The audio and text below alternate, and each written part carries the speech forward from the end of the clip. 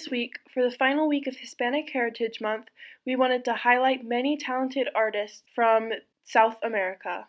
Roberto Mamani Mamani is an Aymara artist who finds his artistic inspiration in his native culture and home country, Bolivia.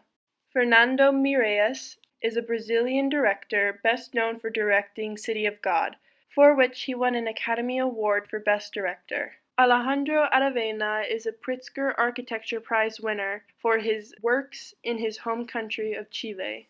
Leonora Espinosa is a Colombian chef and the owner of Restaurante Leo, which was named one of the top 50 restaurants in the world in 2019. Julio Jaramillo was an Ecuadorian singer, most well known for his ballads such as A Mi Madre and Tu y Yo. Daniel Hernandez Morillo was a Peruvian painter most well known for his French parlor-style paintings. He went on to serve as the first director of the Escuela Nacional de Bellas Artes. Florencio Sanchez was a playwright known for writing influential Uruguayan works such as The Immigrant Girl, My Son the Lawyer, and Down the Gully.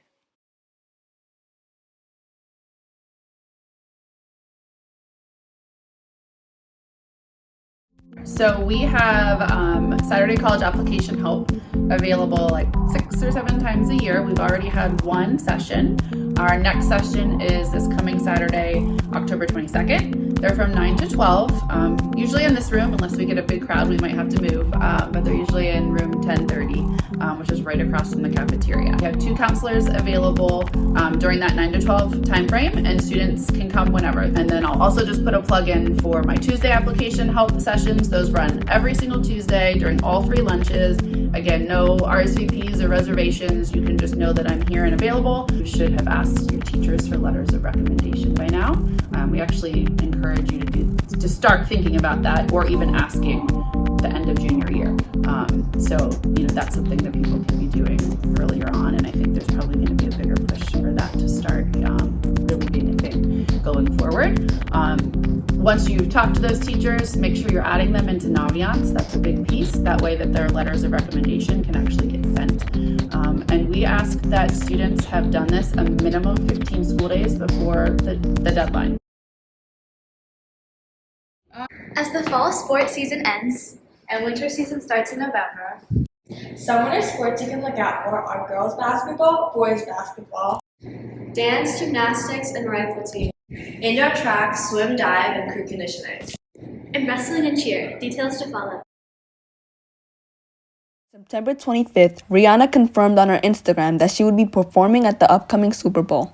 Many people have been showing the singer support and are excited for her return to music. Apart from the fact that Rihanna will be performing at the Super Bowl, audiences don't know what she'll have in store for everyone. Rihanna hasn't released an album since 2016 and hasn't performed live since 2018, so new music is anticipated. The Super Bowl takes place February 12th, with more final reviews on the show to come. Kanye West had his Yeezy Season 9 show on October 3rd. At this event, he decided to wear a t-shirt with the slogan White Lives Matter written on it.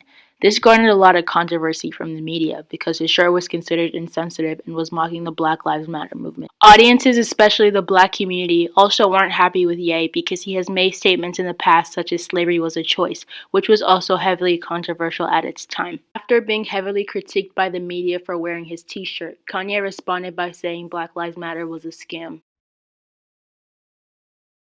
The 118th Congress is almost here, and that means it's midterm season.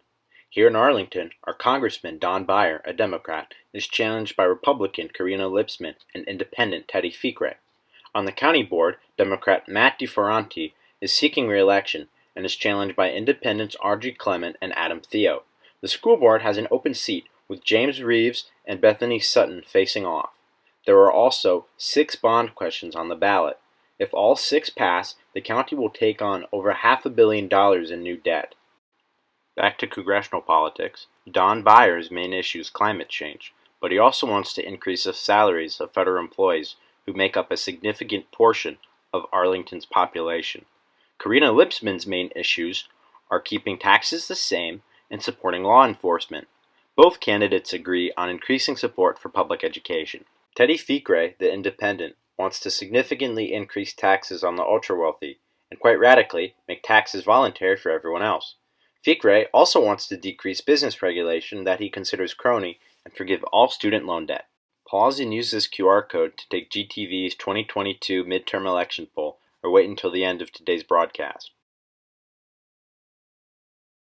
Containing an exhaustive build-up, an underwhelming twist, and a questionable casting for one of its main roles, Don't Worry Darling stands defenseless against both its hype and its runtime. Directed by Olivia Wilde in her follow-up film to her critically acclaimed debut, Booksmart, Don't Worry Darling stars Florence Pugh and Harry Styles living out the supposed American dream in an experimental company town which houses the men who work on the top-secret Victory Project along with their wives and families. Through Alice's perspective, who is played by Pugh, we see what at first seems so perfect turn sinister as she begins to uncover what is going on beneath the surface of the Victory Project. While the film initially starts off promising as a dystopian psychological thriller with horror elements, as the runtime drags on, the bag of tricks seemingly runs out, and whether it be through poor pacing, lack of character development, or Harry Styles' abhorrent performance alone, any and all sense of tension or real investment into the mystery behind the narrative dissipates into thin air. With a twist that is bound to leave you saying, "That's it?" multiple plot holes, underdeveloped characters, backstories, and settings, and a tiresome attempt at social commentary, Don't Worry Darling leaves you with just enough pieces of ideas for a good movie that it stings even more to see those pieces incomplete and ignored.